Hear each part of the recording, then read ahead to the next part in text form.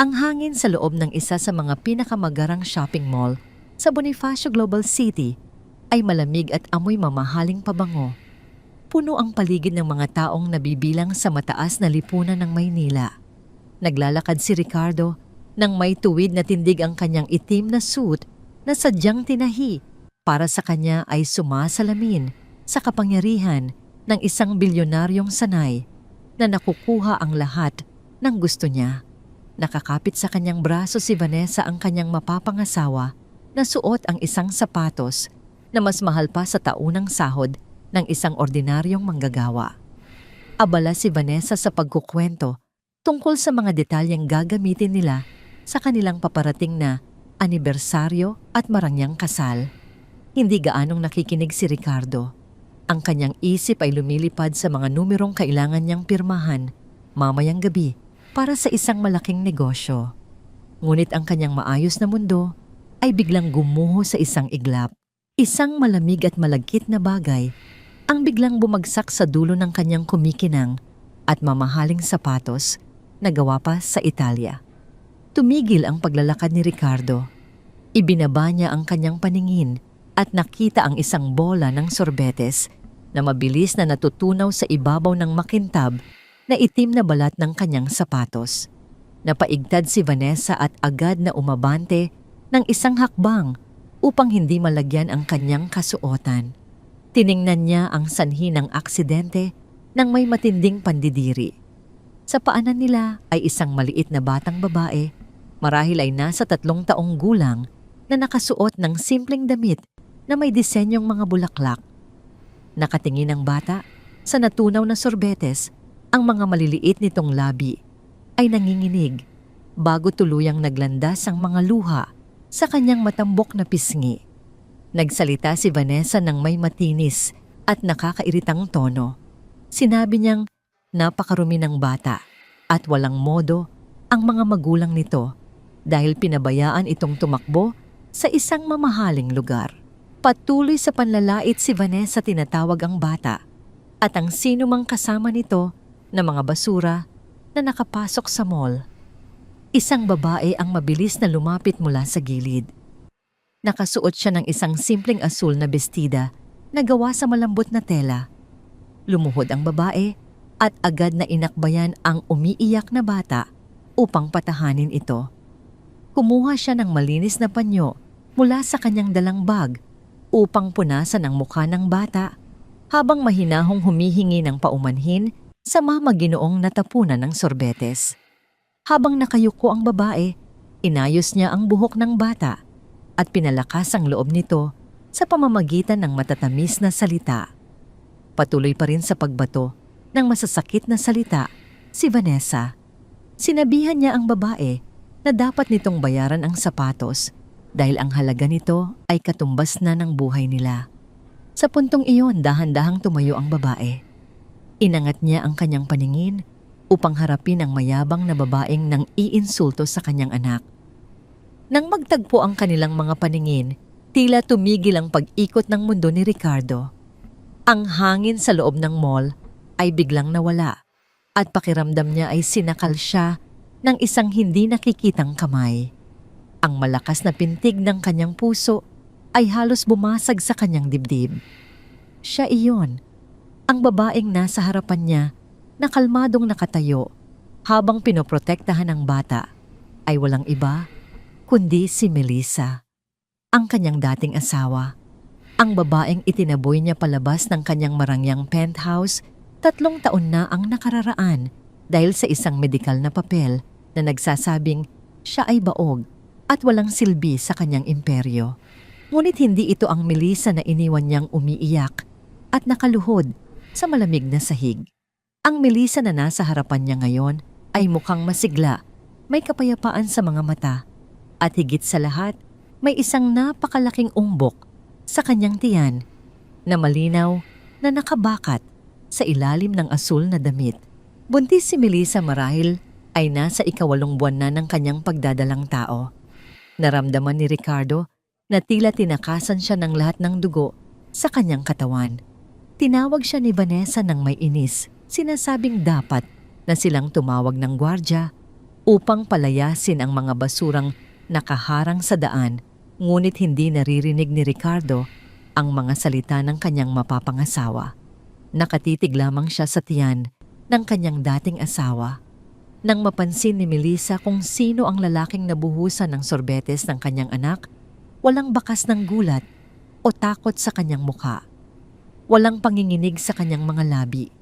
Sa halip isang napakalamig at blangkong tingin ang iginawad niya kay Ricardo. Tiningnan niya ang bilyonaryo na parang isang pangkaraniwang nakaharang na bato sa kalsada.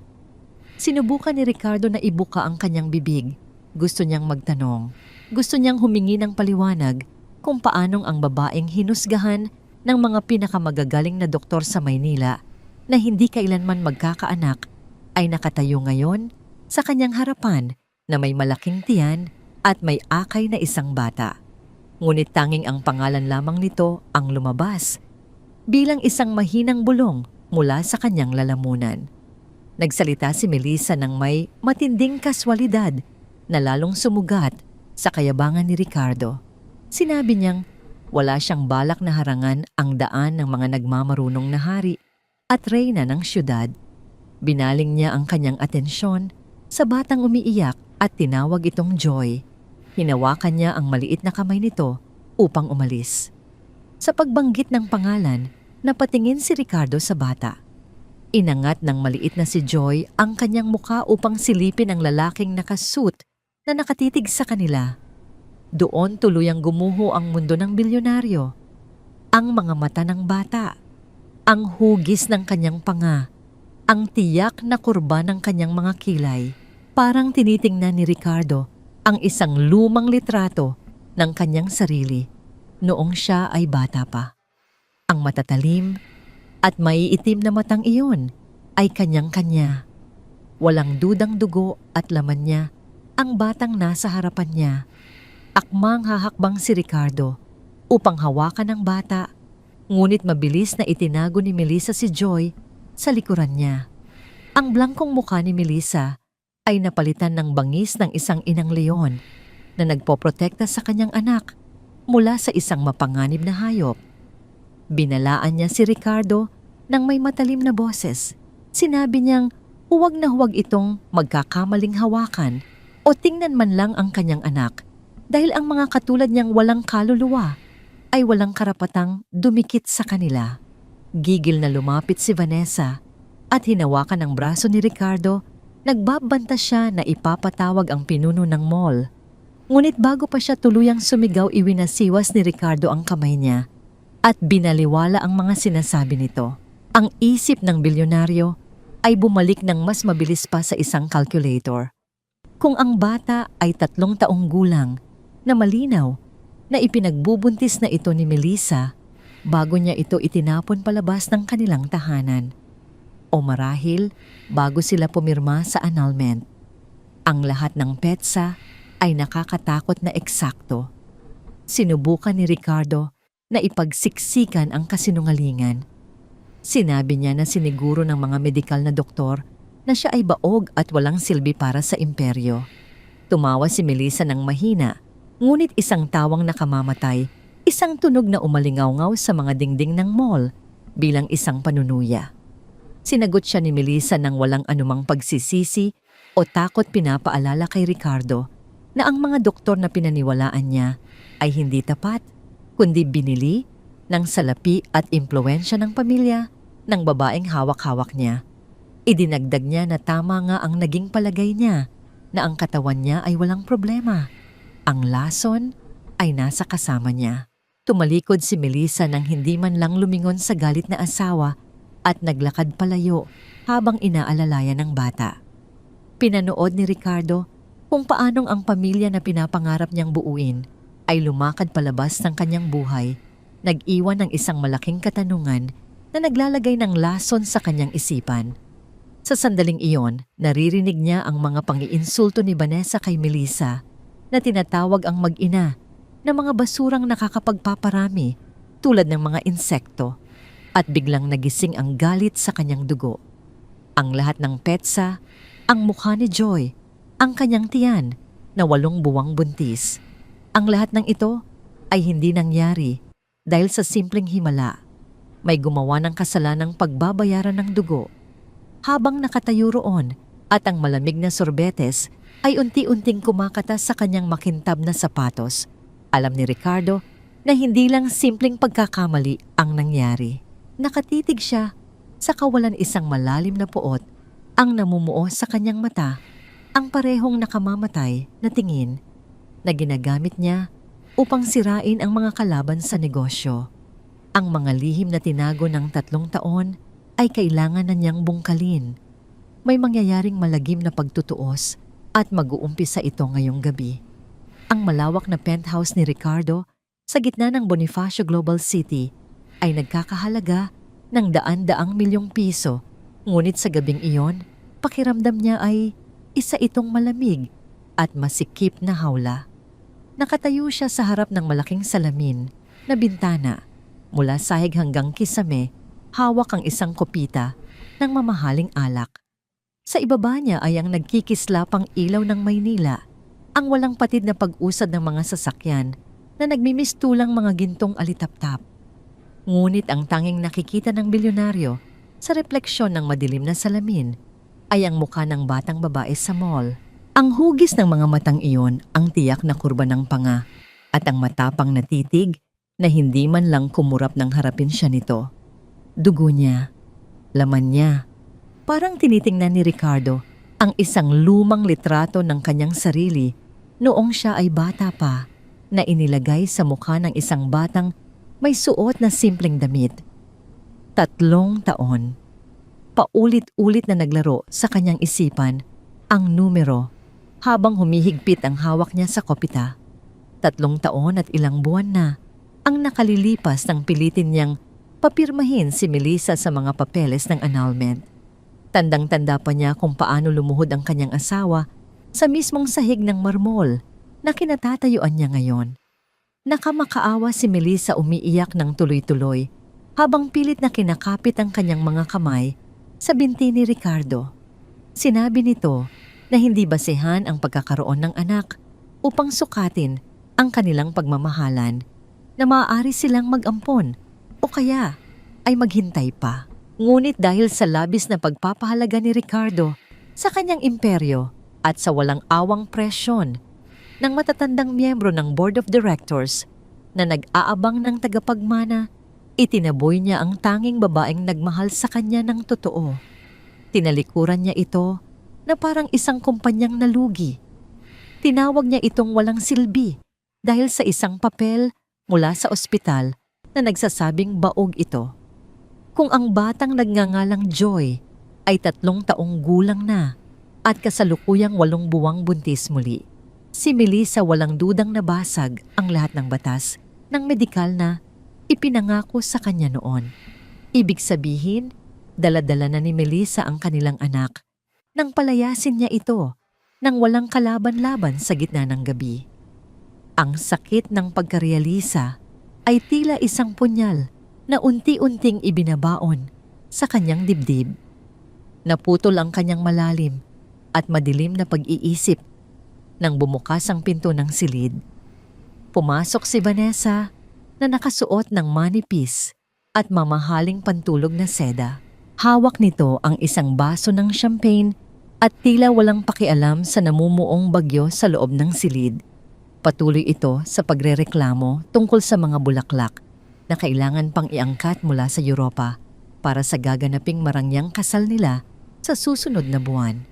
Ikinumpas ni Vanessa ang kanyang kamay sa hangin habang nagsasalita tungkol sa kung paano sila dapat magmukhang perpekto sa harap ng mga politiko at kapwa bilyonaryo na dadalo sa kanilang anibersaryo. Para kay Vanessa, ang lahat ay isang malaking palabas ng kapangyarihan at yaman. Ang pagtingin sa mga taong nasa ibaba niya ay isang libangan. Lumapit si Vanessa sa likuran ni Ricardo at inirapan ng kawalan habang binabanggit muli ang nangyari sa mall. Sinabi niyang hindi niya lubos maisip kung paano nagkaroon ng lakas ng loob ang isang basurang katulad ni Melissa na maglakad sa ganoong lugar at ipagmalaki ang maruming pamumuhay nito.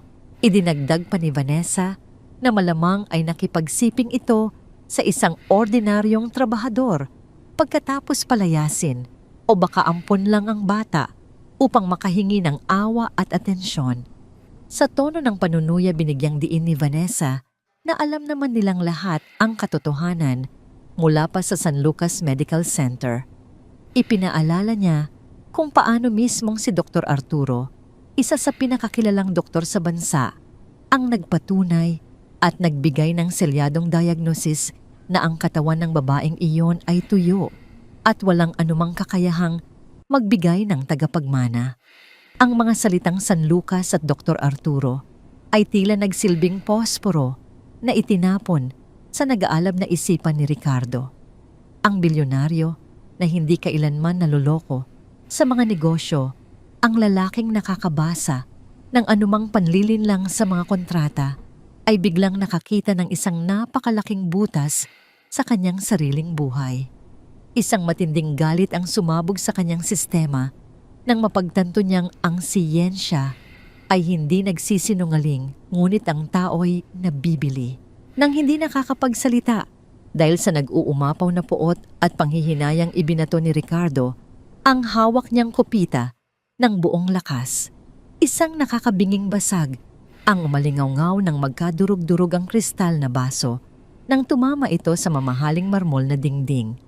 Ang kulay gintong alak ay tumalsik at mabilis na dumaloy pababa sa sahig. Napaatras nang mabilis si Vanessa ang kanyang mukha ay biglang nawalan ng kulay sa matinding gulat. Ang champagne na hawak niya ay muntik na ring mabitawan habang nanginginig siyang nakatingin sa lalaking ngayon ay mukhang halimaw na handang pumatay.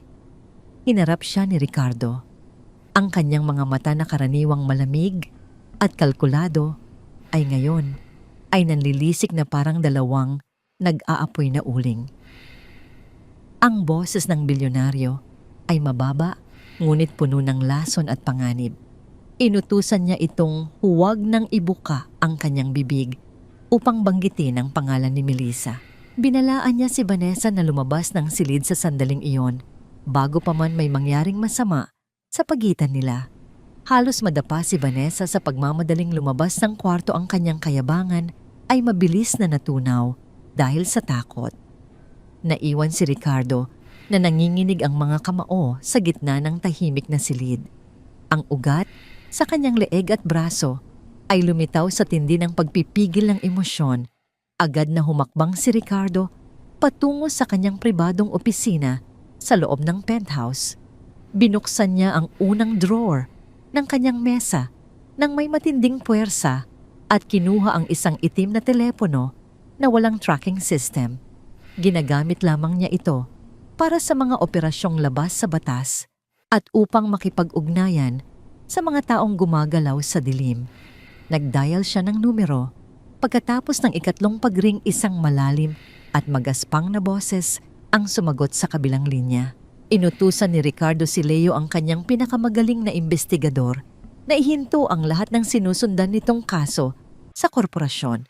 Binigyan niya ng direktiba si Leo na pasukin ang pribadong database ng San Lucas Medical Center, particular ang mga nakatagong file at bank accounts ni Dr. Arturo mula 3 taon na ang nakararaan.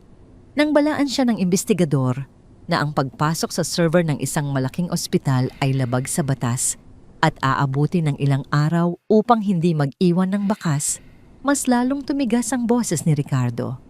Sinabi niyang babayaran niya ito ng kahit magkanong halaga, kahit abutin pa ito ng daan-daang milyon, makuha lamang niya ang katotohanan bago sumikat ang araw.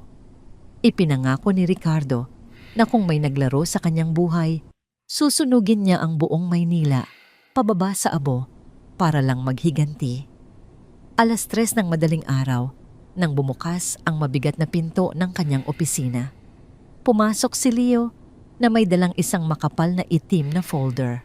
Ang mukha ng investigador ay seryoso at walang emosyon, ngunit ang bigat ng kanyang mga hakbang ay nagpapahiwatig ng isang kasuklam-suklam na balita. Nang walang anumang salita, ibinaba niya ang folder sa ibabaw ng makinis na mesa ni Ricardo. Tahimik na binuksan ni Ricardo ang mga dokumento. Bumungad sa kanya ang orihinal na resulta ng laboratorio ni Melissa na nakuha mula sa isang nakatagong server sa Switzerland. May petsa itong 3 araw bago siya pilitin ng doktor na hiwalayan ang kanyang asawa. Nakasaad sa huling pahina ng papel na ang sistema ng reproduksyon ni Melissa ay nasa perpektong kondisyon at wala itong anumang problema sa pagbuo ng bata. Tila inubos ang hangin sa baga ni Ricardo. Ang lahat ng luha ni Melissa, ang pagtanggap nito ng panlalait na siya ay baog at ang pagtapon niya rito sa kalsada na parang basura ay nakatuntong sa isang napakalaking kasinungalingan. Wala itong sakit. Hinding-hindi ito naging baog. Ngunit ang tuluyang bumasag sa kaluluwa ng bilyonaryo ay ang ikalawang pahina na inilabas ni Leo mula sa folder. Isa itong kopya ng bank statement mula sa isang nakatagong account sa ibang bansa. Malinaw na nakasulat na 2 araw pagkatapos ilabas ang peking resulta ng pagkabaog ni Melissa. May 50 milyong piso na pumasok sa bank account ni Dr. Arturo. At sa pinakailalim ng papel, nakalimbag ang pangalan ng nagpadala ng pera upang bilhin ang konsensya ng doktor at sirain ang kanyang pamilya. Ito ay mula sa pinansyal na pondo na pagmamay-ari ni Vanessa. Ang babaeng natutulog sa kabilang kwarto ang mismong bumili sa kalungkutan at pagkawasak ng buhay ni Ricardo. Ang araw ay sumikat sa paraisong isla ng Boracay, ngunit walang bakas ng init o liwanag sa loob ng pribadong jet na pababa na sa paliparan ng Katiklan. Nakaupo si Ricardo sa kanyang leather na upuan, ang kanyang muka ay kasing tigas ng bato at ang kanyang mga mata ay tila naglalaman ng mga bagyong walang katapusan. Sa buong biyahe hindi siya nagsalita, hindi kumurap at walang ininom ni isang patak ng tubig. Ang hawak lamang niya ay ang itim na folder na naglalaman ng kasamaan ng 2 taong sumira sa kanyang buhay. 3 taon na ang nakararaan. Sa kabilang banda ng Boracay, sa isang eksklusibong bahagi ng isla, kung saan ang puting buhangin ay pino at ang dagat ay kumikinang na parang asul na kristal, nagpapahinga si Dr. Arturo. Ang matandang doktor ay nakahiga sa isang mamahaling silya sa tabi ng infinity pool ng kanyang malawak na resort. Nakasuot siya ng puting linen na polo na nakabukas sa dibdib, may suot na mamahaling salamin sa araw at hawak ang isang baso ng pinalamig na cocktail. Pagkatapos matanggap ang 50 milyong piso, maaga siyang nagretiro at namuhay bilang isang hari, malayo sa mga pasyente at sa anumang problema sa syudad. Subalit ang kanyang perpektong umaga ay biglang nagdilim. Isang napakalaking anino ang humarang sa sikat ng araw. Ibinaba ni Dr. Arturo ang kanyang salamin sa araw at kinunot ang noo, handa ng sigawan ang kanyang mga tauhan dahil sa panggagambala. Ngunit sa halip na mga tauhan ang bumungad sa kanya, ay 3 lalaking nakasuot ng itim na suit. 2 sa mga ito ay malalaking bantay na mukhang handang pumatay anumang oras. At sa gitna nila, nakatayo si Ricardo. Ang bilyonaryo ay hindi nakasuot ng pang-beach. Suot pa rin niya ang kanyang itim na suit mula kagabi. Ang kanyang kurbata ay medyo maluwag at ang mga ugat sa kanyang leeg ay malinaw na nakabakat dahil sa pagpipigil ng matinding galit. Ang hangin sa paligid nila ay biglang bumigat at naging malamig. Nanginginig na ibinaba ng doktor ang kanyang baso sa maliit na mesa. Ang kanyang mukha ay agad na nawalan ng kulay, mas maputla pa sa buhangin ng isla.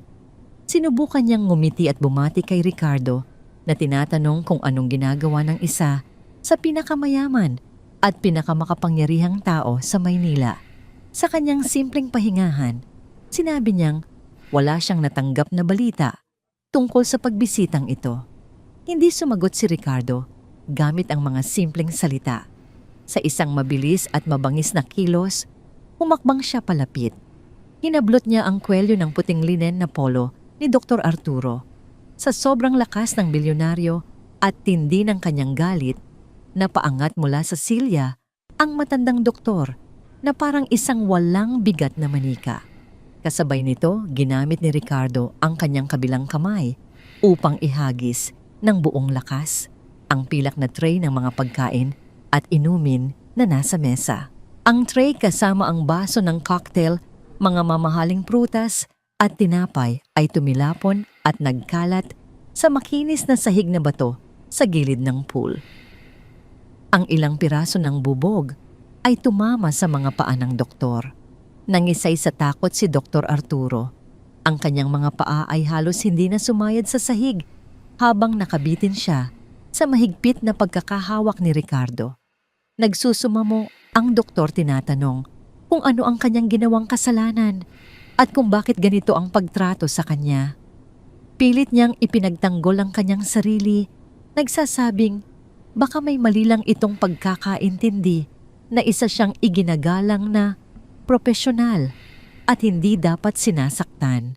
Ngunit ang boses ni Ricardo ay isang mababang ungol mula sa kailaliman ng impyerno. Sinabi niyang alam na niya ang tungkol sa lihim na server sa Switzerland. Alam na niya ang tungkol sa peking diagnosis ng pagkabaog ng kanyang asawang si Melissa. At alam na niya ang tungkol sa 50 milyong piso na ipinasok sa bangko nito 2 araw pagkatapos sirain ang kanyang pamilya. Parang binuhusan ng kumukulong tubig ang doktor. Ang kanyang mga mata ay nanlaki sa matinding panlulumo. Nawalan ng lakas ang kanyang mga tuhod at bumagsak ang bigat ng kanyang katawan pababa. Binitiwan siya ni Ricardo nang walang pag-iingat na nagdulot upang bumagsak ang matandang doktor nang malakas at lumuhod sa ibabaw ng matigas na sahig malapit sa mga basag na salamin. Hinarap ni Ricardo ang nanginginig na doktor at naglabas si Leo, ang investigador, ng isang maliit na video camera na may nakakabit na tripod. Ipinatong ni Leo ang camera sa gilid ng mesa at itinutok mismo sa namumutlang mukha ni Dr. Arturo. Nang makita ang camera, lalong nanginig ang matanda. Lumuhod ng bahagya si Ricardo upang pantayan ang mukha ng naguguluhang doktor.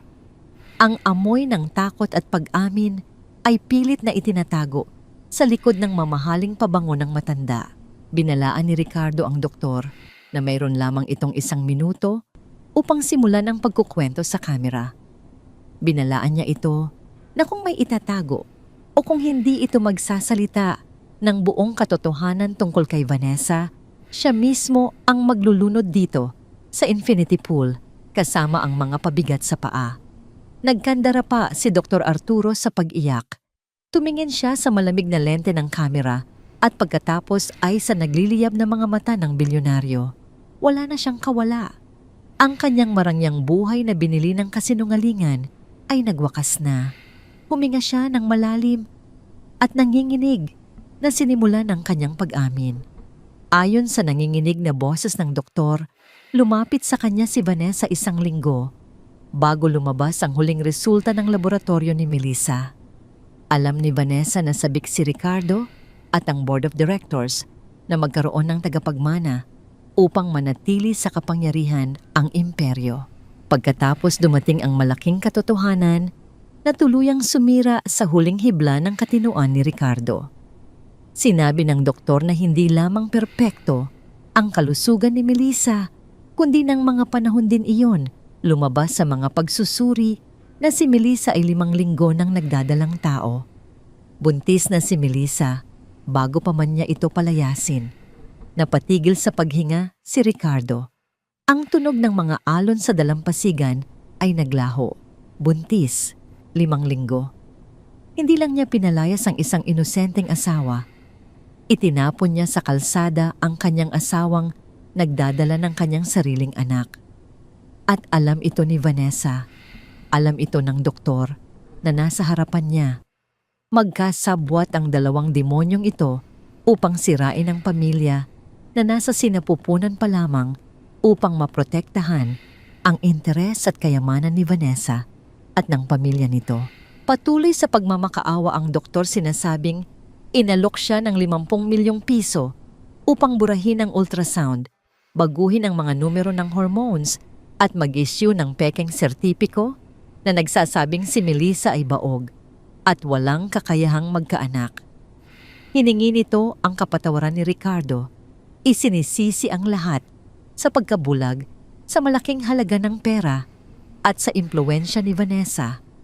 Tumayo si Ricardo ng dahan-dahan. Ang kanyang katawan ay nanginginig hindi sa takot, kundi sa isang matinding kalungkutan, panghihinayang at poot sa sarili na pinagsama-sama sa isang mapanirang emosyon. Nakakasuka para sa kanya na siya ang naging mitya ng sarili niyang impyerno dahil naniwala siya sa kasinungalingan at kayabangan. Mismong siya ang pumatay sa kanyang kaligayahan, ngunit hindi siya ang naging arkitekto. Inutusan niya si Leo na itigil ang pag-record. Tahimik na binunot ni Leo ang memory card mula sa kamera. Nang tingnan muli ni Ricardo ang doktor, ang mga mata nito ay punong-puno ng panlulumo. Ang boses ng bilyonaryo ay mas malamig pa kaysa sa yelo, nagsasabing ang lahat ng luho nito ay tapos na. Sinabi niyang ipapadala niya ang video sa medical board sa gobyerno at sa lahat ng awtoridad bago pa man siya makarating ng Maynila. Ang doktor na nakaluhod sa harapan niya ay mamamatay sa loob ng kulungan. Umalis si Ricardo kasama ang kanyang mga bantay nang hindi na lumilingon pa iniiwan ang matandang doktor na umiiyak sa gitna ng kanyang palasyong gawa sa buhangin. Pagsapit ng gabi sa Maynila, madilim ang kabuuan ng penthouse. Pumasok si Ricardo sa malaking kwarto kung saan payapang natutulog si Vanessa sa gitna ng mamahaling kama. May suot na silk eye mask, walang malay na siya ay isinumpa na. Nakatayo si Ricardo sa paanan ng kama, tinititigan ang babaeng halimaw na sumira sa buhay ng tanging babaeng nagmahal sa kanya. Isang malaking palabas ang nakatakdang mangyari kinabukasan.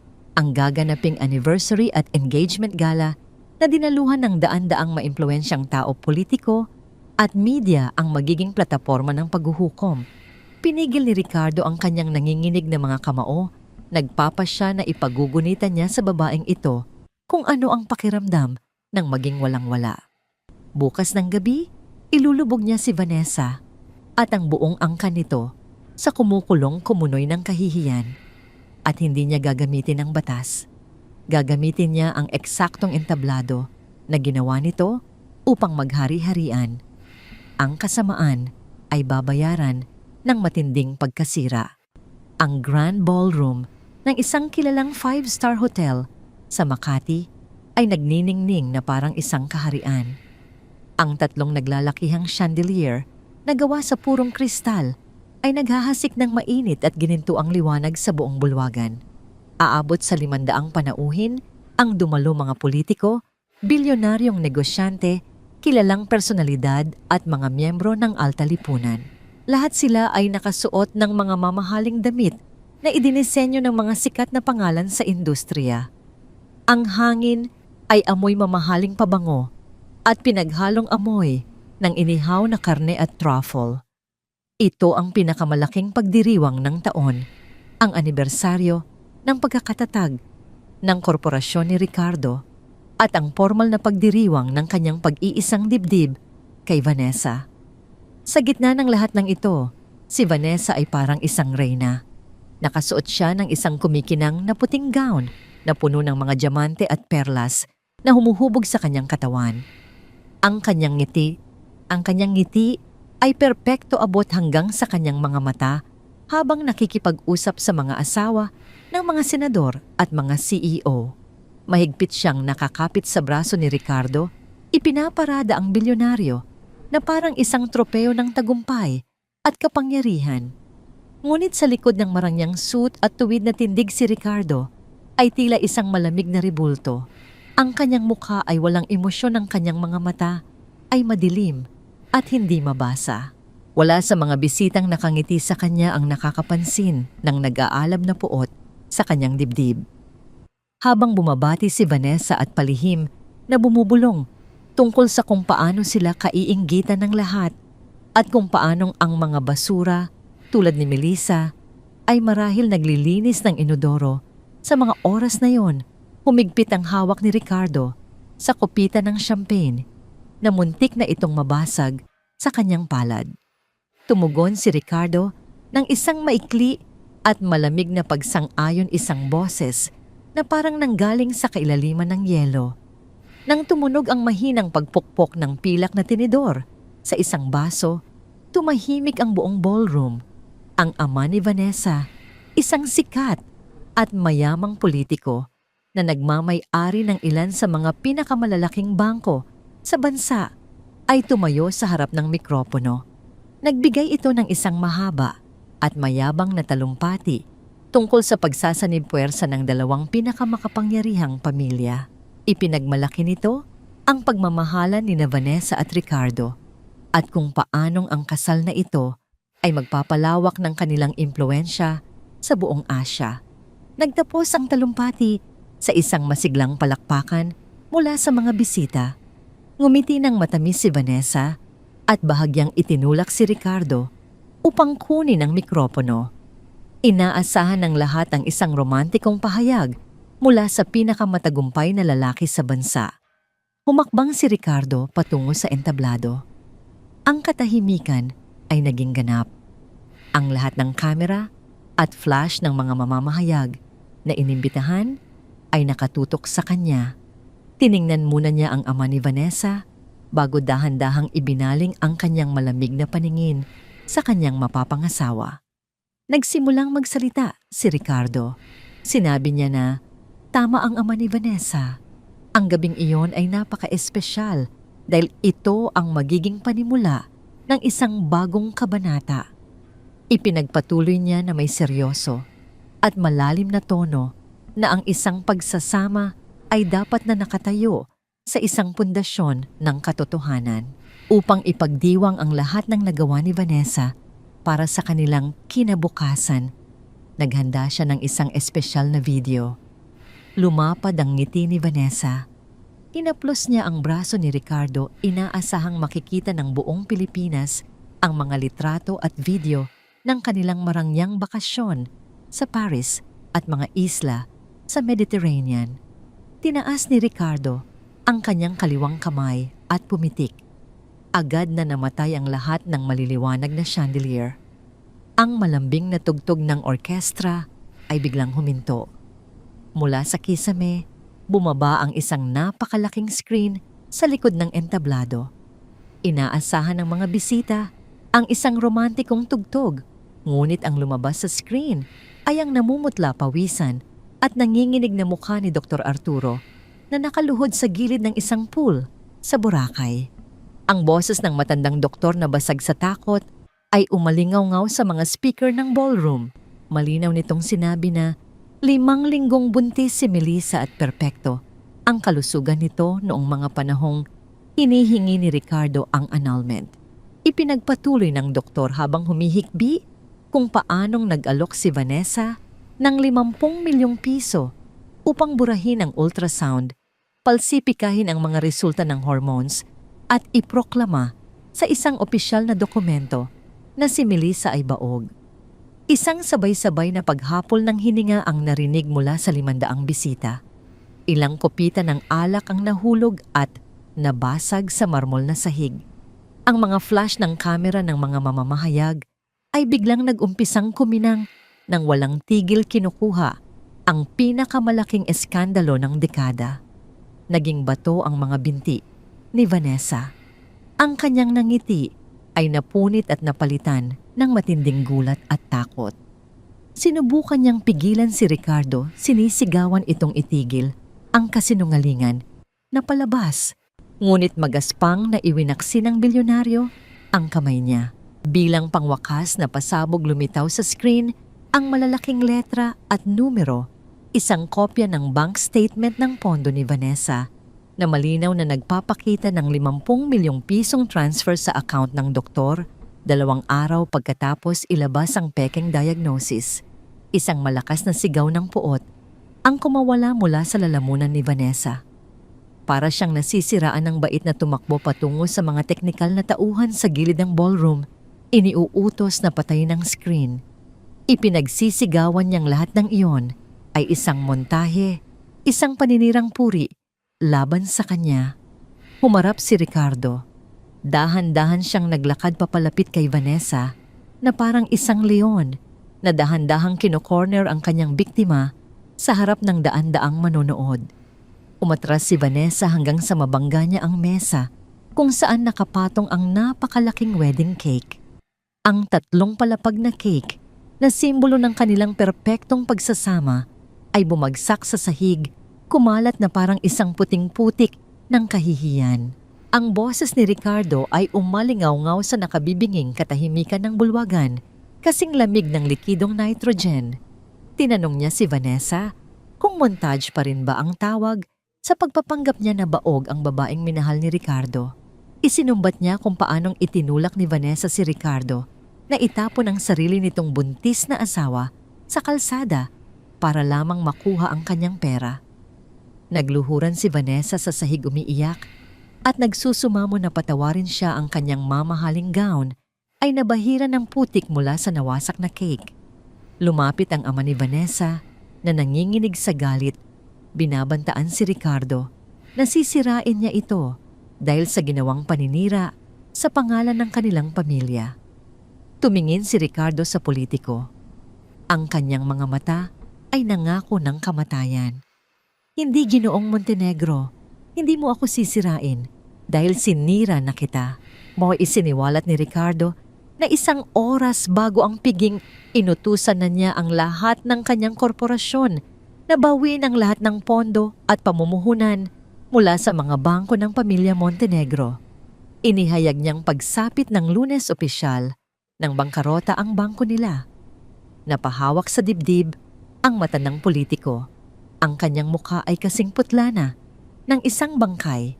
Tiningnan ni Ricardo ang nakaluhod na si Vanessa na pilit na kumakapit sa kanyang mga sapatos. Itinulak niya ito palayo gamit ang dulo ng kanyang paa na parang isang basurang nakakalat sa daan. Sa huling pagkakataon, nagsalita si Ricardo sa mikropono. Ang kanyang boses ay tila isang matalim na kutsilyo sa dilim. Kanselado ang kasal. Anunsyo niya, masiyahan kayo sa pagkain. Ang lahat ng ito ay binayaran ng dugo ng anak ko. Nang hindi na muling lumingon, bumaba si Ricardo mula sa entablado. Naglakad siya sa gitna ng pasilyo habang ang mga panauhin ay nagsitabihan na parang mga alon na hinahawi ng kanyang presensya. Iniwan niya ang nakakasukang karangyaan, ang walang tigil na pag-flash ng mga kamera, ang mga sigaw ni Vanessa, at ang pagtangis ng kanyang ama. Lumabas siya sa malamig na hangin ng gabi sa Makati. Ang apoy sa kanyang dibdib ay mas matindi pa kaysa sa anumang yaman na kanyang naipon. Ang mga halimaw ay nawasak na. Ngayon, ang tunay na hamon ay magsisimula. Kailangan niyang magtungo sa Marikina. Kailangan niyang harapin ang pinakamabigat na hukom sa lahat ang babaeng siya mismo ang nagwasak at bawiin ang anak na ninakaw sa kanya. Ang mamahaling Mercedes S-Class ni Ricardo ay tila isang itim na hiyas na naligaw sa gitna ng mga makikitid at magagaspang na kalsada ng Marikina. Ang bawat metro na tinatahak ng sasakyan ay isang malaking agwat mula sa maluluwag at malilinis na daan ng Bonifacio Global City.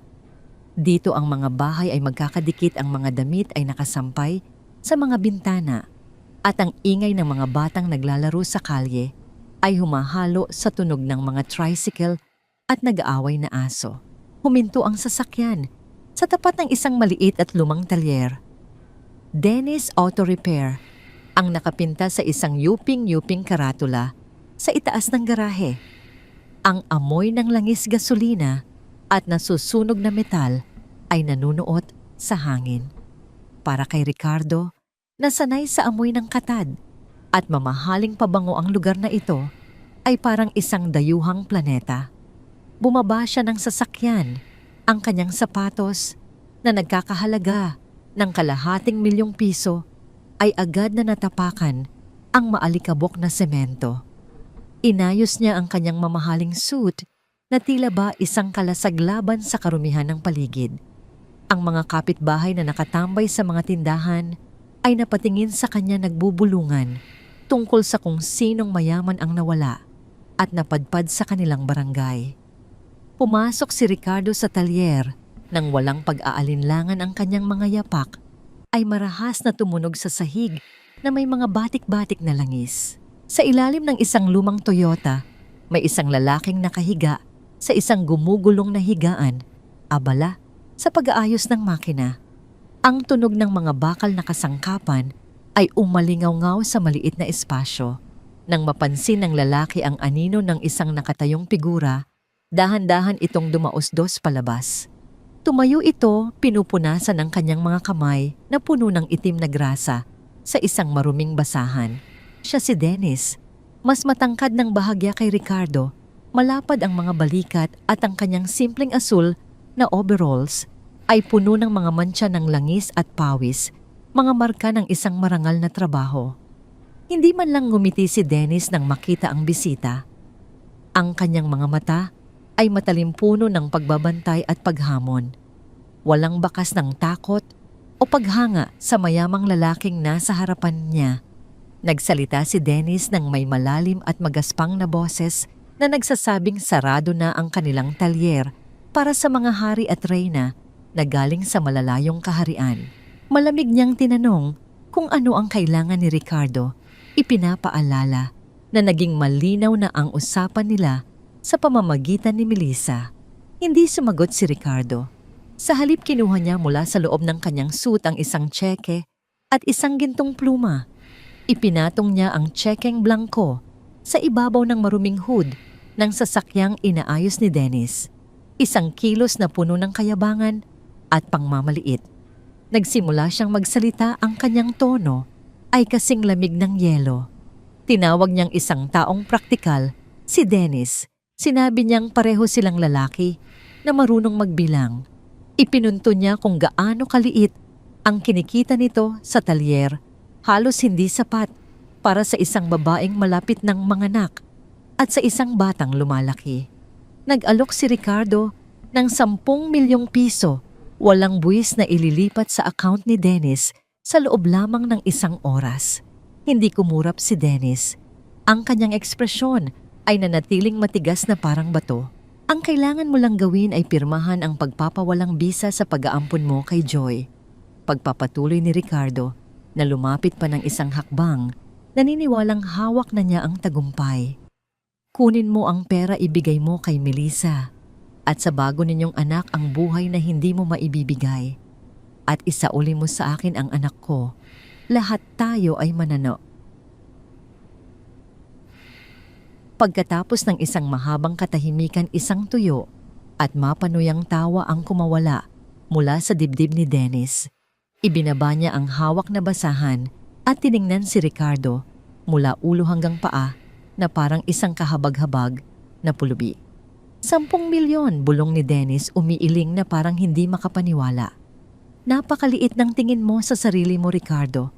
Ang tanging yaman mo lang talaga ay pera. Sa isang mabilis na kilos humakbang si Dennis at sinunggaban ng kwelyo ng mamahaling suit ni Ricardo. Ang marurumi at magagaspang niyang kamay ay bumaon sa malinis at pinong tela. Ang amoy ng langis at pawis mula kay Dennis ay sumampal sa mukha ng bilyonaryo na lalong nagpatindi sa kanyang galit at pandidiri. Sa tingin mo ba, nabibili ang pagiging ama? Umungol si Dennis, ang kanyang boses ay nanginginig sa matinding puot. Ako ang humawak sa kamay ni Melissa tuwing umiiyak siya sa gabi dahil sa mga sugat na iniwan mo sa kanya. Ako ang nagturo kay Joy na maglakad sa pasilyo ng maliit naming apartment. Ako ang nagpuyat ng 5 gabi para lang punasan ang noo niya ng basang bimpo noong nilagnat siya habang ikaw ay abala sa pagbili ng mga yate at pakikipagtalik sa kabit mo. Itinulak ni Dennis si Ricardo ng buong lakas. Nawala ng balanse ang bilyonaryo na hindi sanay sa pisikal na karahasan at bumagsak siya sa isang tumpok ng mga luma at maruruming gulong sa gilid. Isang malakas na kalabog ang umaling-awngaw sa buong talyer. Bago pa man makatayo si Ricardo, mabilis na kinuha ni Dennis ang isang balde na puno ng maruming tubig na ginamit sa paghuhugas ng sasakyan. Ang tubig ay kulay abo malabo at may mga lumulutang na piraso ng grasa at dumi.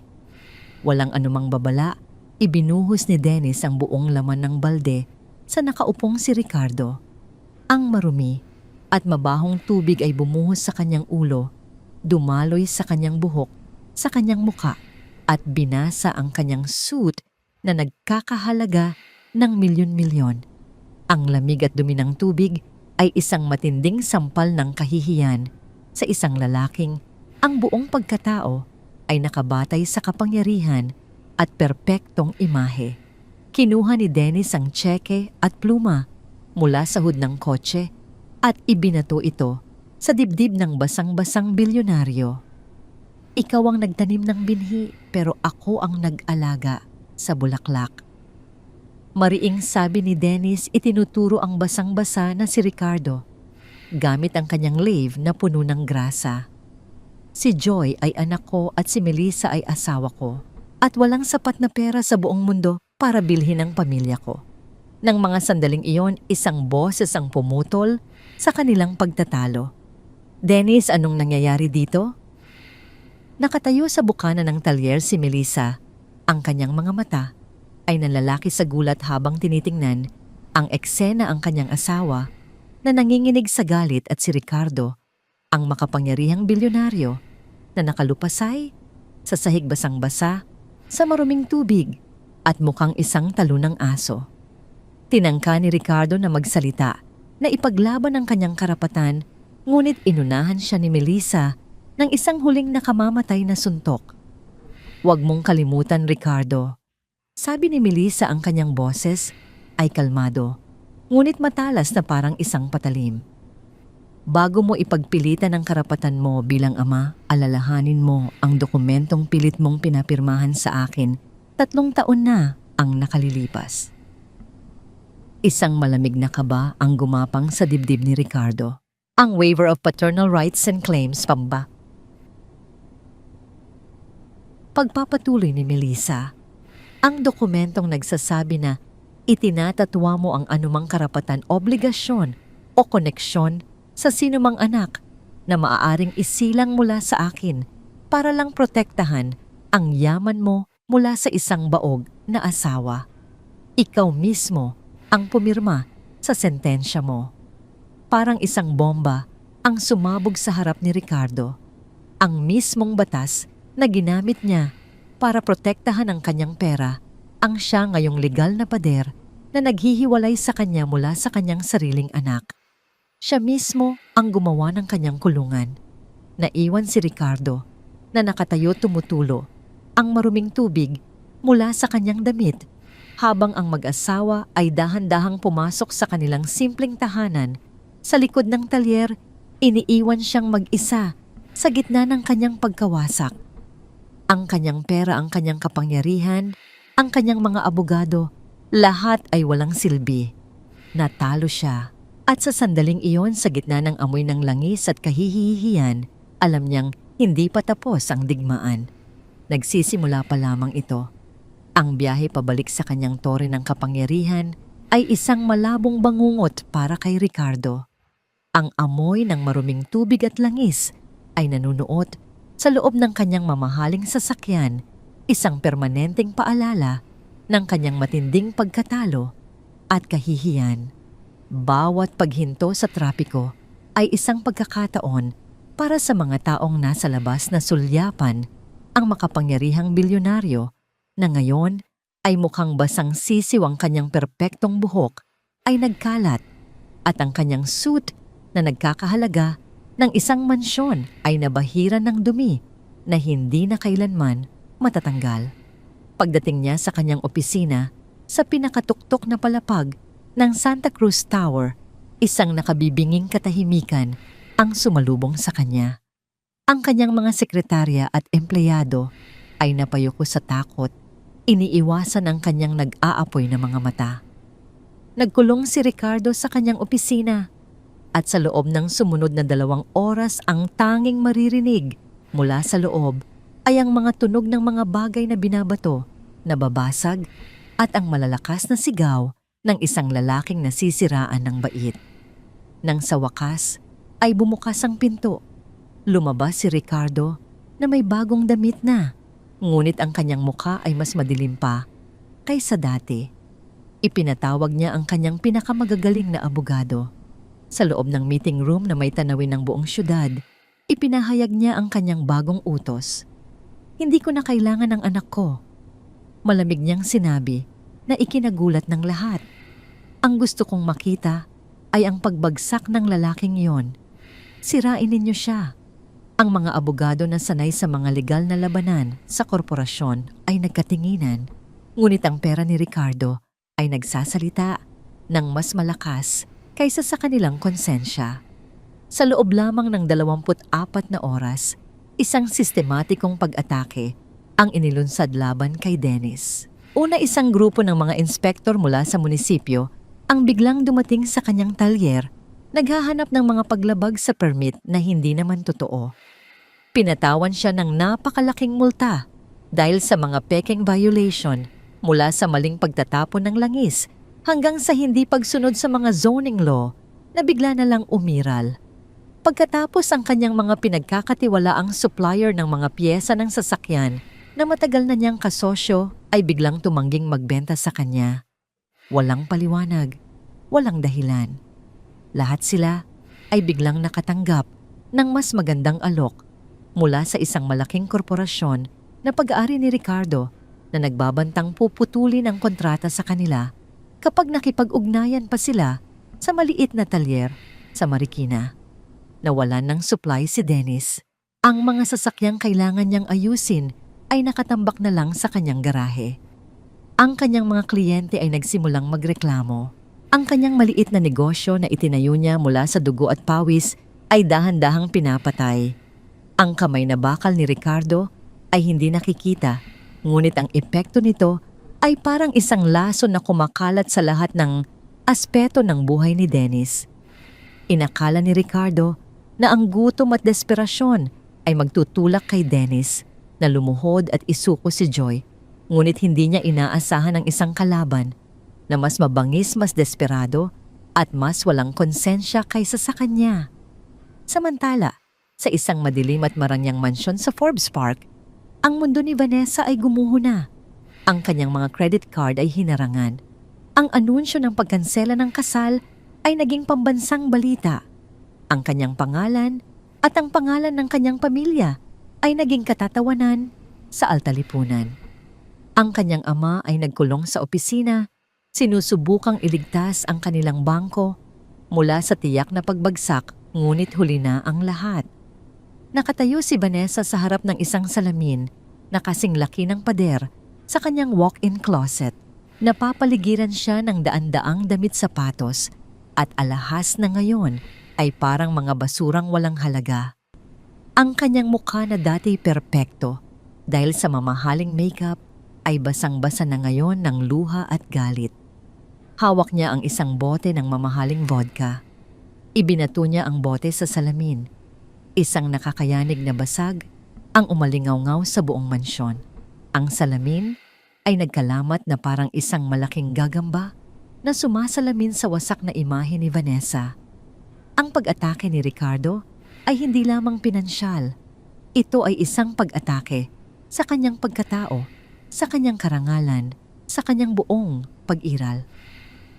Kung babagsak ako, bulong niya sa kanyang nagkalamat na refleksyon, isasama kita sa impyerno, Ricardo. Isasama ko kayong lahat. Kinuha niya ang kanyang telepono. Ang kanyang mga daliri na nanginginig sa galit at alak ay nagdial ng isang numero. Isang numero na kilala sa pagwasak ng mga buhay para lamang sa rating at kasikatan. Sa kabilang linya, isang masigla at mapanuyang boses ang sumagot. Ito ang pinakasikat na host ng isang online gossip show. Isang vlogger na ang tanging layunin ay maghanap ng baho ng mga mayayaman at sikat. Vanessa, mahal, bati ng vlogger ang kanyang boses ay puno ng pagkukunwaring awa. Narinig ko ang masamang balita. Huwag kang mag-alala, may puwang ka pa rin sa aking palabas. Isang malademonyong nangiti ang gumuhit sa mga labi ni Vanessa. Mayroon akong mas malaking balita para sa iyo. Sabi niya ang kanyang boses ay garalgal dahil sa alak ngunit matalas na parang isang kutsilyo. Isang eksklusibong kwento na magpapasabog sa buong internet. Mabilis na nagbago ang tono ng vlogger, naging alerto na parang isang asong nakaamoy ng sariwang dugo. Ang dahilan kung bakit kinansela ni Ricardo Santa Cruz ang kasal ay dahil pinipirahan siya ng kanyang dating asawa. Pagsisimula ni Vanessa, inilalabas ang bawat salita na may kasamang lason. Isang babaeng nagngangalang Melissa, isang desperadong babae mula sa Marikina. Nagkaroon siya ng anak sa kung sino-sinong lalaki. At ngayon, pagkatapos ng 3 taon, gumawa siya ng pekeng DNA test para palabasin na anak ito ni Ricardo. Ang kasinungalingan ay tuloy-tuloy na dumaloy mula sa bibig ni Vanessa, isang perpektong kwento na binuo upang sirain hindi lamang si Melissa, kundi pati na rin ang imahe ni Ricardo bilang isang matalinong negosyante. Humihingi siya ng kalahati ng yaman ni Ricardo. Dagdag pa niya, sinubukan ko siyang protektahan kaya't gumawa siya ng pekeng video para siraan ako. Baliw ang babaeng iyon at ginagamit niya ang isang inosenteng bata. Ibinigay ni Vanessa ang address ni Melissa. Ibinigay niya ang pangalan ng bata. Nagpadala pa siya ng mga litratong palihim niyang kinunan noon na nagpapakita ng simpleng pamumuhay ng mag-ina. Gusto kong ipadala mo ang lahat ng iyong mga kamera doon. Utos ni Vanessa. Gawin mong impyerno ang buhay niya. Durugin mo siya sa harap ng buong bansa. Ipakita mo sa lahat kung anong klaseng ahas ang babaeng yon. Sa kabilang linya ang vlogger ay tumatawa na sa tuwa. Nakuha na niya ang kanyang pinakamalaking istorya. Habang umiinom ng huling lagok ng vodka, nakatitig si Vanessa sa labas ng bintana. Pagsikat ng araw, isang bagong uri ng digmaan ang magsisimula. Isang digmaan kung saan ang mga sandata ay hindi pera o kapangyarihan, kundi mga kamera, kasinungalingan at ang walang awang paghuhusga ng publiko. At sa gitna ng digmaang ito, isang buntis na babae at isang maliit na bata ang walang malay na tatayo sa linya ng apoy. Ang araw ay sumikat sa Marikina na may dalang init at ingay na karaniwan sa isang abalang umaga. Pagkatapos ihatid ni Dennis si Joy sa maliit na daycare center na malapit sa kanilang bahay, nagpaalam na rin ito upang pumasok sa talyer. Ngunit bago umalis, napansin niyang paubos na ang kanilang mga sangkap sa kusina, kaya't nagpasya si Melissa na mamalengke sandali. Ang kanyang malaking tiyan ay nagpapabagal sa kanyang paglakad, ngunit ang nangiti sa kanyang mga labi ay hindi nawawala. Pagkatapos ng lahat ng unos sa wakas, ay payapa na ang kanyang buhay. O iyon ang akala niya. Ang palengke ay isang makulay at magulong mundo. Ang sigawan ng mga tindera, ang amoy ng sariwang isda, at gulay ang basang sahig. At ang daan-daang taong nagsisiksikan lahat ay parte ng isang normal na araw para kay Melissa. Dala ang isang bayong dahan-dahan siyang nakipagsiksikan bumibili ng kamatis, bawang at manok para sa kanilang hapunan. Ang bawat hakbang niya ay maingat, ang isang kamay ay laging nakahawak sa kanyang tiyan, pinoprotektahan ang munting buhay sa loob nito. Nang siya ay nasa gitna ng pagpili ng gulay, isang matinding liwanag ang biglang tumama sa kanyang mga mata. Napapikit siya. Akala niya ay sinag lang iyon ng araw na tumagos sa butas na yero ng palengke. Ngunit sinundan yon ng isa pa at isa pa. Melissa Rios dito.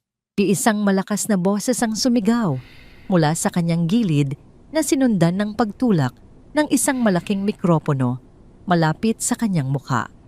Bago pa man siya makapag-react, para siyang isang isdang hinuli ng isang malaking lambat. Mula sa iba't ibang sulok ng palengke, lumitaw ang isang grupo ng mga lalaki at babae na may dalang mga kamera at cellphone na nakasteady sa mga gimbal. Para silang mga buwitre na sabay-sabay dumapo sa kanilang biktima. 3 van ng mga online news channel ang biglang humarang sa makitid na eskinita at mula roon ay nagsilabasan pa ang mas maraming mamamahayag. Sa isang iglap si Melissa ay napaligiran, kinuyog, walang daan para makaatras o makatakas. Ang mga flash ng kamera ay walang tigil na sumasabog sa kanyang mukha na parang mga maliliit na kidlat na nakakabulag. Ginang Rios, totoo bang humihingi ka ng 500 milyong piso kay Ginoong Santa Cruz para manahimik tungkol sa tunay na ama ng iyong anak? Sigaw ng isang babaeng reporter na halos itulak ang kanyang mikropono sa lalamunan ni Melissa. Paano mo nasikmurang sirain ang kasal ng pinakamayamang tao sa Pilipinas? Isang negosyo ba ang anak mo? Segunda naman ng isang vlogger, ang kanyang cellphone ay 1 pulgada na lang ang layo sa mukha ni Melissa. Natulala si Melissa, ang kanyang puso ay nagsimulang tumibok ng napakabilis na parang isang tambol na pinapalo nang walang tigil. Ang kanyang isip ay hindi maproseso ang mga tanong. Ang tanging nararamdaman niya ay ang matinding takot at pagkalito. Tigilan niyo ako. Hindi ko alam ang sinasabi niyo. Pakiusap niya, ang kanyang boses ay nanginginig. Instinktibong nabitawan niya ang kanyang bayong. Ang mga kamatis at sibuyas ay gumulong sa maruming sahig. Ginamit niya ang 2 kamay upang yakapin ang kanyang tiyan na parang isang kalasag. Ang mga reporter ay walang pakialam. Mas lalo pa silang nagsiksikan, nagtutulakan, bawat isa ay gustong makuha ang pinakamagandang anggulo ng kanyang umiiyak na mukha. Ipakita mo ang mukha mo. Anong mensahe mo kay Vanessa Montenegro na nawala ng lahat dahil sa'yo? Totoo bang isa kang gold digger? Ginagamit mo ba ang bata para sa pera? Ang mga salita ay parang mga batong ibinabato sa kanya. Ang bawat tanong ay isang sampal. Ang bawat flash ng kamera ay isang suntok. Naramdaman niya ang pag-ikot ng kanyang paningin. Ang ingay ng palengke ay humalo sa sigawan ng mga reporter, lumilikha ng isang nakakabinging ugong sa kanyang tainga. Sa gitna ng kaguluhan, isang matinding kirot ang biglang sumaksak sa ibabang bahagi ng kanyang tiyan. Napadaing siya ng malakas. Ang sakit ay napakatindi na parang isang kutsilyong unti-unting ibinabaon sa kanyang laman. Sa parehong sandali, 10 kilometro ang layo sa gusali ng Philippine Stock Exchange.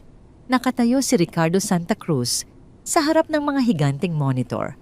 Ang kanyang mga abogado at financial director ay nagkakagulo sa kanyang paligid, nanginginig habang ipinapakita sa kanya ang mga pulang numero sa kanilang mga tablet. Ginoo, bumabagsak po ang stocks natin ng 15%, sabi ng kanyang chief financial officer. Ang mga investor mula sa ibang bansa ay nag-uumpisa ng mag-pull out. Kumakalat ang eskandalo tungkol sa isang iligal na anak at corporate blackmail.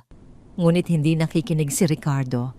Ang kanyang mga mata ay nakatutok sa isang malaking TV screen sa gitna ng trading floor kung saan nakabroadcast ng live ang pinakasikat na online gossip show. Isang malaking pulang headline ang gumugulong sa ilalim ng screen, Eskandalo Santa Cruz, desperadang ex-asawa ginagamit ang anak sa pamemera. Ngunit hindi ang headline ang sumira sa kaluluwa ni Ricardo.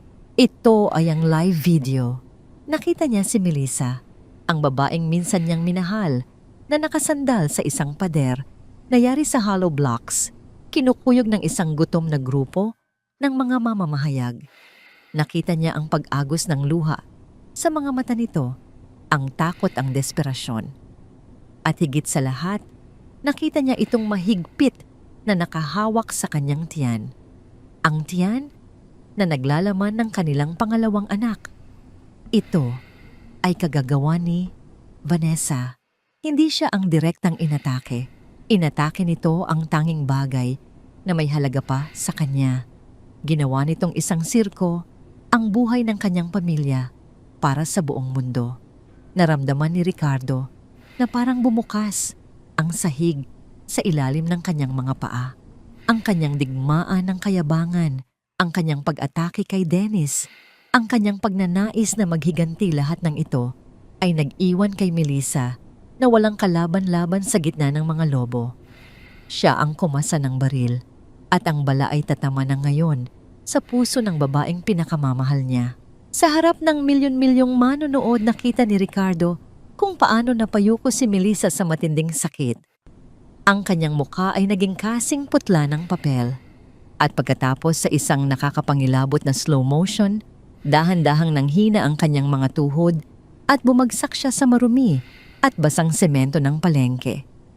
Isang nakakayanig na sigaw na hindi tunog tao, kundi isang umuungal na hayop ang kumawala mula sa lalamunan ni Ricardo. Iwinaksin niya ang lahat ng tablet at papeles sa kanyang harapan. Tinulak niya ang kanyang mga naguguluhang tagapayo. Sa sandaling iyon, walang halaga ang bumabagsak na numero ng kanyang kumpanya. Walang halaga ang pera. Tumakbo siya. Tumakbo siya na parang isang taong nasusunugan, tinatawid ang sahig ng stock exchange habang ang lahat ay napapatigil sa pagkamangha. Ang tanging nasa isip niya ay ang imahe ni Melissa na nakahandusay sa sahig. Ang kanyang sariling kamay ang nagtulak dito sa bingit ng kamatayan.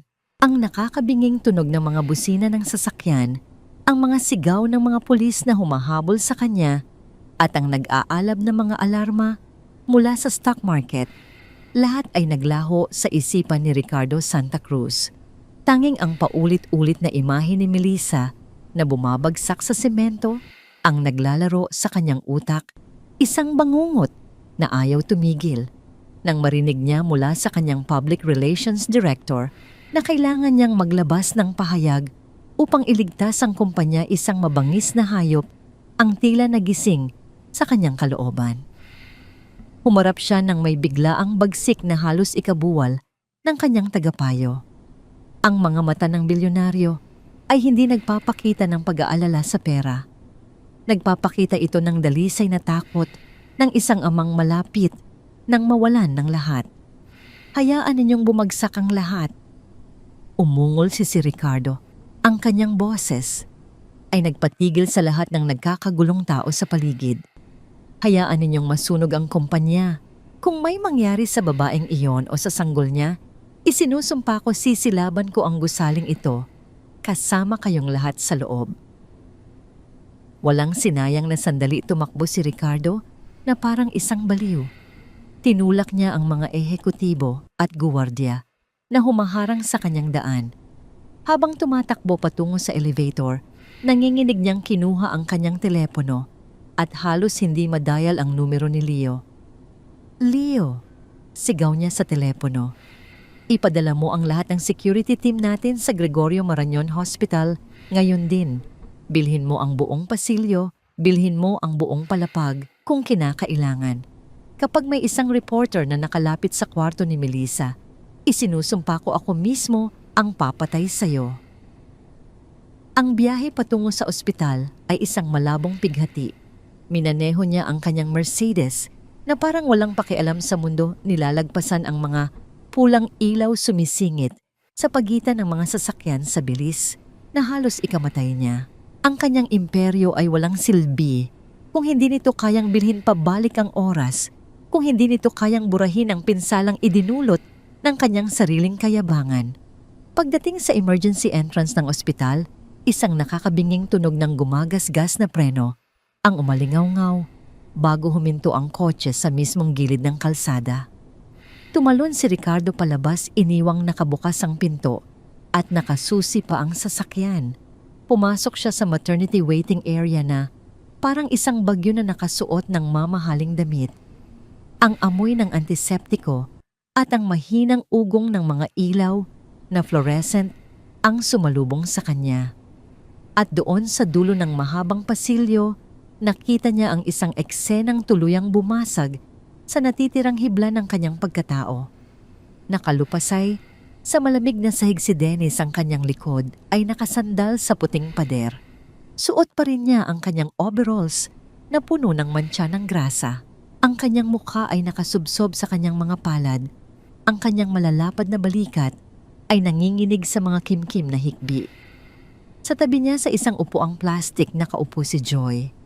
Ang maliit na bata ay may hawak na isang teddy bear Ang kanyang mga mata ay namumugto at pula sa kakaiyak. Naramdaman ni Ricardo na parang naging tingga ang kanyang mga paa. Dahan-dahan siyang humakbang. Ang tunog ng kanyang mamahaling sapatos sa murang sahig ay umalingaw sa tahimik na pasilyo. Inangat ni Dennis ang kanyang ulo. Ang mga mata ng mekaniko na karaniwang puno ng dignidad ay ngayon ay dalawang hukay ng puro at walang halong puot at desperasyon. Nang makita si Ricardo, hindi nagsalita si Dennis. Tumayo siya na parang isang kidlat. Tinawid niya ang 3 metrong pagitan nila sa isang iglap at buong lakas na ipinutok ang kanyang kamao sa panga ni Ricardo. Isang malakas na kalabog ng laman at buto ang narinig. Napatabingi ang ulo ng bilyonaryo at ang lasang kalawang ng dugo ay mabilis na kumalat sa kanyang bibig.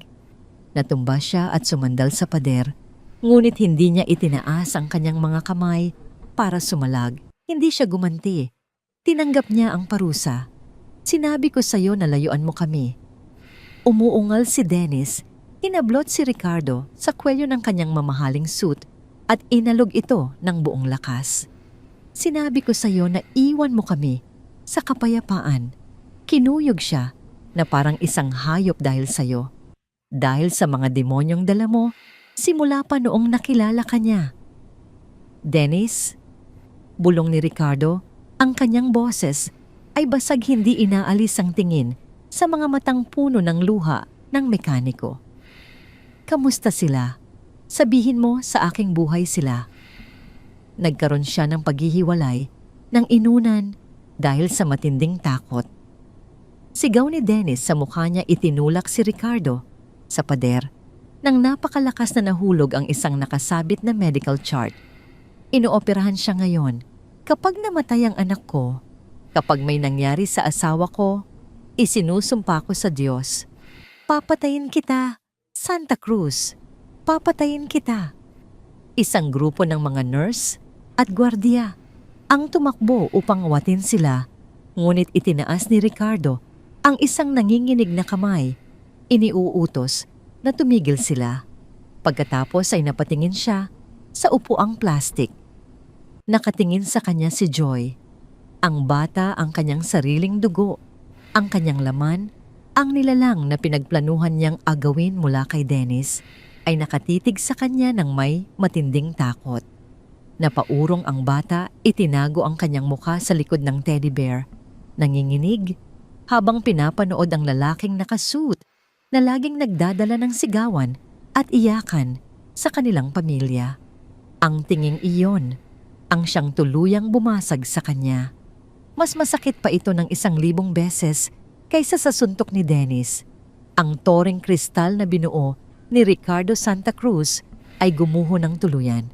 Sa buong buhay niya, naniwala siyang kayang ayusin ng pera at kapangyarihan ang lahat. Ngunit habang nakikita niya ang takot sa mga mata ng kanyang sariling anak, naunawaan niya ang katotohanan. Hindi siya ang tagapagligtas. Siya ang halimaw. Ang kanyang pera, ang lason na halos pumatay kay Melissa noon at ang parehong lason na muntik na itong kumitil sa kanya ngayon. Sa sandaling iyon, bumukas ang pinto ng operating room. Isang siruhano na may nakababang maskara at may mga mantsa ng dugo. Ang kanyang suot ang lumapit sa kanila. Binitiwan ni Dennis si Ricardo at tumakbo patungo sa doktor. Naiwan si Ricardo na nakasandal sa pader. Pinipigil ang kanyang hininga, nagdarasal sa isang Diyos na hindi niya kailanman pinaniwalaan. Naging kritikal pero nagawa naming patatagin ang kanyang kalagayan. Sabi ng siruhano, ipinatong ang kamay sa balikat ni Dennis. Kinailangan naming magsagawa ng emergency cesarean section. Naging premature ang sanggol, ngunit gumagana ng maayos ang kanyang mga baga. Maraming dugo ang nawala kay Melissa, pero ligtas na siya sa panganib. Kailangan niya ng absolutong pahinga, walang anumang stress, kundi hindi ito kakayanin ng kanyang puso. Napapaluhod si Dennis sa sahig, humahagulgol sa pasasalamat. Tumakbo si Joy papunta sa kanya at mahigpit siyang niyakap. Hinalikan ang ulo ng bata. ng paulit-ulit. Isang wasak na pamilya na kaliligtas lang mula sa bingit ng kamatayan. Pinanood sila ni Ricardo mula sa dilim ng pasilyo. Pinunasan niya ang dugo sa kanyang labi. Nakaramdam siya ng matinding ginhawa, ngunit kasabay nito ang pagkamatay ng kanyang sariling pag-asa. Kinuha niya ang kanyang telepono at nag-dial. Ihanda mo ang press room ng korte para bukas ng umaga. Utos niya sa kanyang punong abogado, ang kanyang boses ay kakaibang kalmado. At dalhin mo ang lahat ng dokumento para sa custody case ng bata. Aatake na po ba tayo, Ginoo? Tanong ng abogado. Huling tiningnan ni Ricardo si Joy na ngayon ay nakangiti na habang pinupunasan ni Dennis ang kanyang mga luha. Hindi, sagot ni Ricardo, ipinikit ang kanyang mga mata. Susuko na tayo. Ang silid pulungan ng Korte Suprema ng Pilipinas ay siksikan na parang isang lata ng sardinas. Mahigit 100 mamamahayag 12 ng mga kamera mula sa lahat ng network sa bansa at isang gubat ng mga mikropono na nag-uunahan sa harap ng isang entablado ang bumubuo sa maingay na eksena. Ang eskandalo ni Ricardo Santa Cruz ay ang nag-iisang balitang bumabalot sa buong bansa. Sa unang hilera ang 5 pinakamagagaling at pinakamahal na abogado ni Ricardo ay nakaupo na parang mga buwitreng nag-aabang ng sariwang karne. Ang kanilang mga mamahaling leather briefcase ay puno ng makakapal na folder mga sandata ng legal na digmaan. Naglalaman ito ng mga estratehiya upang durugin ang kredibilidad ni Melissa, upang patunayang ang Marikina ay isang mapanganib na lugar para sa isang bata, at upang gamitin ang kaguluhang idinulot ni Vanessa bilang patunay na si Melissa ay isang pabayang ina. Handa na sila para sa isang madugong laban. Pagkatapos bumukas ang mabibigat na pinto na yari sa kahoy na roble. Isang nakabibinging katahimikan ang biglang bumalot sa buong silid. Hindi ang karaniwang Ricardo Santa Cruz na mayabang makapangyarihan at walang bahid ng kahinaan ang pumasok. Ang lalaking naglakad patungo sa entablado ay mukhang isang sundalong kalalabas lang mula sa isang matinding digmaan. Nakasuot siya ng isang simpleng itim na suit, walang kurbata. Ang kanyang mukha ay nagpapakita ng mga bakas ng isang gabing walang tulog at isang malinaw na bakas ng lilang pasa sa kanyang kaliwang pisngi, ang kumikinang sa ilalim ng matinding ilaw ng mga kamera, isang pisikal na simbolo ng kanyang kasalanan.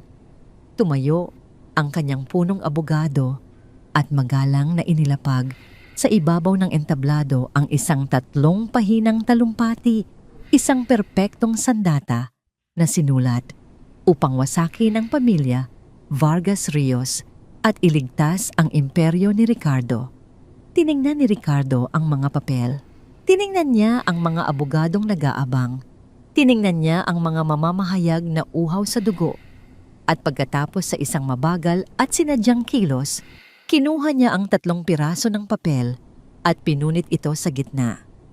Ang mga piraso ng papel ay dahan-dahang nahulog sa sahig. Namutla ang kanyang abogado. Isang kolektibong paghinga ng pagkagulat ang narinig sa buong silid. Lumapit si Ricardo sa mikropono. Ang kanyang mga mata ay parang bakal na pinainit sa apoy, ngunit ang kanyang boses ay umalingaw-ngaw na may bigat at kababaang loob na hindi pa naririnig mula sa kanya ninuman. Kahapon ng umaga, pagsisimula niya ang kanyang boses ay pumuno sa bawat sulok ng silid. Ang aking dating asawang, si Melissa Rios, ay dumanas ng isang medikal na trahedya dahil sa walang awang pang-aabuso ng media.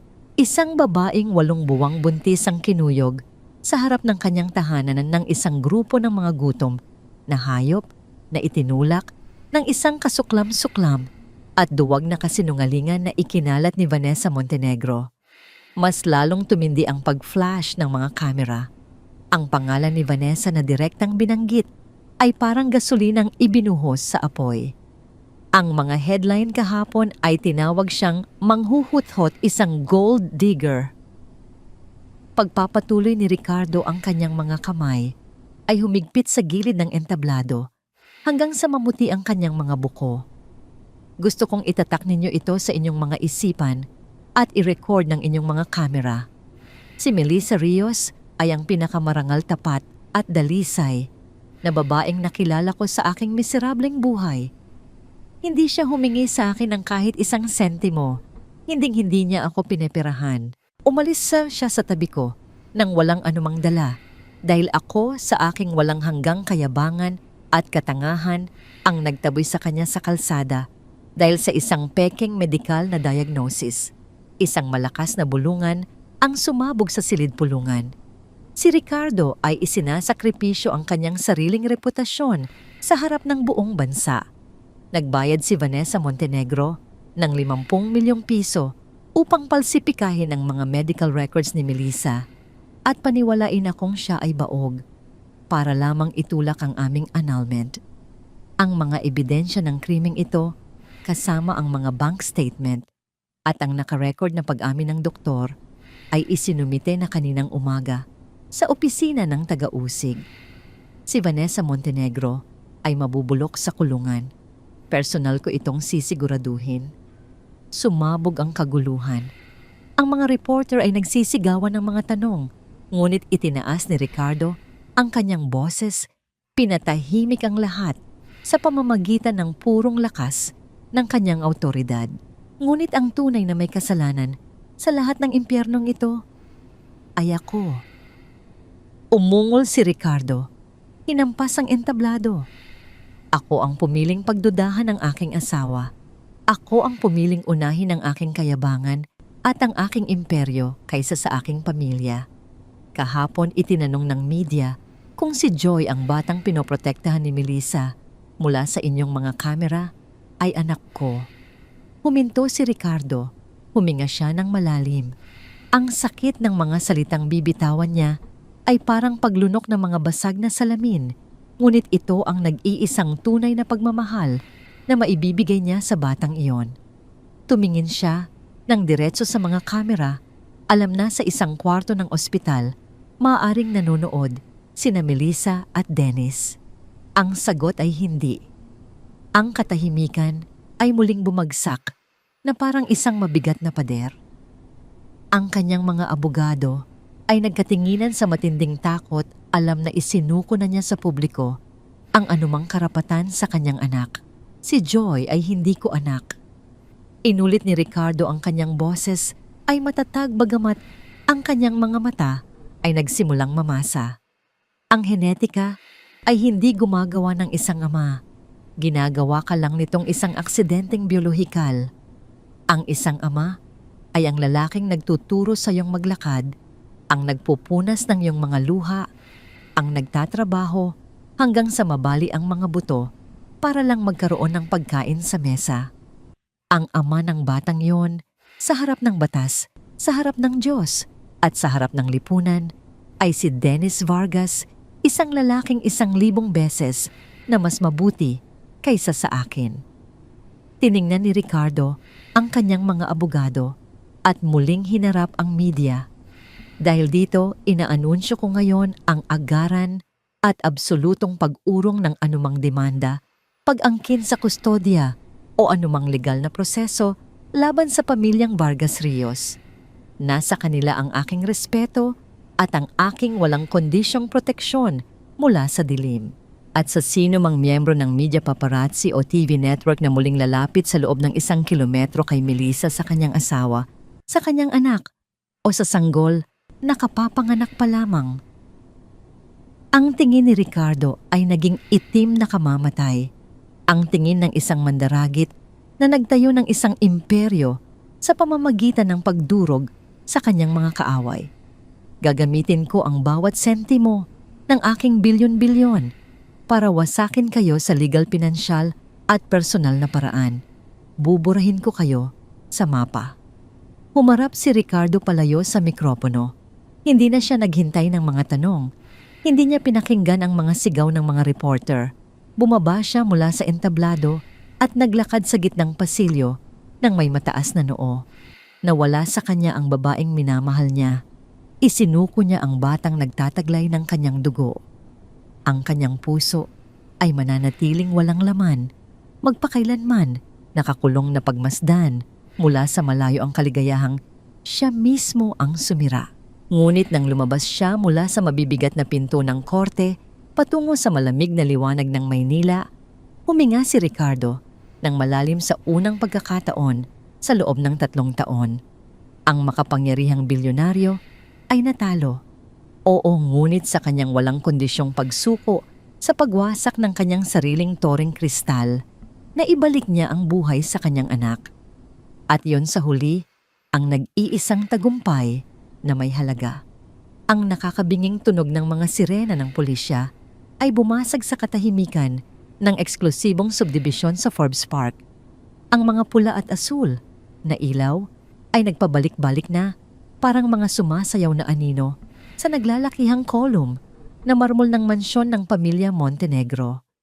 Ang imperyong pinansyal ng amang politiko ni Vanessa ay gumuho na sa loob lamang ng isang araw, ngunit ang tunay na pagkawasak ang pisikal at legal na paghuhukom ay nagaganap sa mismong sandaling ito. 3 sasakyan ng pulisya ang humarang sa bakal na tarangkahan. Isang pangkat ng mga opisyal na may suot na mga tactical vest kasama ang mga investigador mula sa National Bureau of Investigation ang pumasok sa loob ng ari-arian. Nakatayo si Vanessa Montenegro sa gitna ng kanyang malawak na sala. Wala na ang mga kumikinang na gown o ang mga mamahaling alahas na dati ay nagbibigay sa kanya ng aura ng isang reyna. Nakasuot na lamang siya ng isang gusot na pantulog. Ang kanyang buhok na dati ay perpekto, ang pagkakaayos ay ngayon ay nagkalat sa kanyang mukha na wala ng kulay. Ang kanyang cellphone na ginamit niya upang tawagan ang lahat ng kanyang mga koneksyon sa gobyerno ay nakahandusay sa sahig basag at walang silbi. Walang sumasagot sa kanyang mga tawag. Ang pangalang Montenegro ay naging isang lason na walang sino mang gustong lumapit. Ang pintong nararapat sana ay binubuksan ng may paggalang ay marahas na winasak ng mga awtoridad. Ang tunog ng pagbagsak ng kahoy ay nagdulot ng isang matinis na sigaw mula kay Vanessa. Napaatras siya hanggang sa mabangga ang isang mesa na yari sa kristal. Ang mga mamahaling dekorasyon ay bumagsak at nagkadurog-durog sa sahig habang ang mga sapatos ng mga pulis ay pumasok sa kanyang palasyo ng mga kasinungalingan. Inanunsyo ng pinuno ng operasyon ang pag-aresto kay Vanessa sa mga kasong suhulan, palsipikasyon ng mga medikal na dokumento at sadyang paninirang puri. Habang inilalabas ang mga posas, nagwala si Vanessa. Sumigaw siya, nagmura at nagbanta. Nagagamitin ang impluwensya ng kanyang ama. Ngunit ang tunog ng paglak ng bakal sa kanyang mga pulso ay naging isang pinal na hatol. Tumigil sa pagpupumigla si Vanessa nang makita ang isang matangkad na figura na pumasok sa winasak na pinto. Nakasuot si Ricardo Santa Cruz ng isang mahabang itim na Amerikana. Ang kanyang mukha ay parang isang maskara ng yelo, walang emosyong pinagmamasdan ang babaeng sumira sa kanyang buhay. Ricardo, ang sigaw ni Vanessa ay puno ng desperasyon. Nagmakaawa siya, sinasabing ginawa niya ang lahat dahil sa pagmamahal. Sinisi niya si Ricardo at ang obsesyon nito na magkaroon ng tagapagmana. Dahan-dahang lumapit si Ricardo. Ang tunog ng kanyang mga yapak sa ibabaw ng mga basag na kristal ay tila isang babala. Huminto siya sa harap ni Vanessa. Ang kanyang mga mata ay parang 2 madilim na hukay na walang bakas ng awa. Ang pag-ibig ay hindi bumibili ng pekeng diagnosis, Vanessa. Bulong ni Ricardo, ang kanyang boses ay mababa, ngunit sapat na upang manginig ang babae. Ang pag-ibig ay hindi nagpapadala ng mga mamamahayag upang kuyugin ang isang buntis na babae. Ang nararamdaman mo ay hindi pag-ibig, ito ay kasakiman. Ito ay lason. Sinabi ni Ricardo na ang babaeng minahal niya ay muntik nang mamatay dahil sa kanya. Idinagdag niya na binayaran na niya ang mga pinakamagagaling na abogado upang masiguro na walang piyansang ibibigay sa kanya. Habang kinakaladkad si Vanessa palabas ng mansyon ng kanyang mga sigaw, ay umalingaw-ngaw sa buong kalsada, ngunit hindi man lang kumurap si Ricardo. Pagkalipas ng 14 na oras, sa loob ng kanyang opisina sa Santa Cruz Tower, nakaharap si Ricardo sa kanyang punong abogado. Sa ibabaw ng mesa ay ang mga dokumentong magpapabago sa lahat. Nagtataka ang abogado. Sinabi nito na ang hinihiling ni Ricardo ay isang kabaliwan sa aspeto ng pinansyal. 1 bilyong piso ang halagang nakataya. Ngunit walang pag-aalinlangan si Ricardo. Kinuha niya ang gintong pluma at pinirmahan ang pagtatatag ng isang lihim na foundation sa ibang bansa. Ang perang ito ay gagamitin para sa kinabukasan ni na Joy at ng bagong silang na si Ziki. Siniguro ni Ricardo na ang pondo ay hindi kailanman matutunton sa kanya. Ang pamilya ni Melissa ay makakatanggap ng buwanang suporta sa ilalim ng pagkukunwari na ito ay isang benepisyo mula sa isang organisasyon sa Europa para sa mga maliliit na negosyante. Ang tanging kondisyon sa kontrata, hindi kailanman maaaring lumapit si Ricardo sa kanila sa distansyang 500 metro. Hindi niya maaaring ibunyag ang kanyang pagkatao. Ito ang kanyang parusa, ang pagbili sa kanilang kaligtasan kapalit ng kanyang permanenteng pagkakaalis sa kanilang mga buhay. 3 araw matapos ang operasyon ni Melissa, nakatigil ang isang sasakyang may madidilim na salamin sa tapat ng ospital. Sa loob pinagmamasdan ni Ricardo ang paglabas ng pamilya.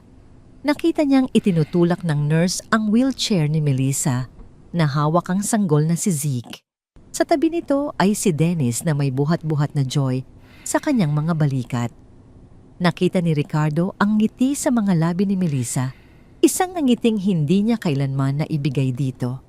Inilagay ni Ricardo ang kanyang palad sa bintana ng sasakyan, tila hinahaplos ang anino ng kanyang anak mula sa malayo.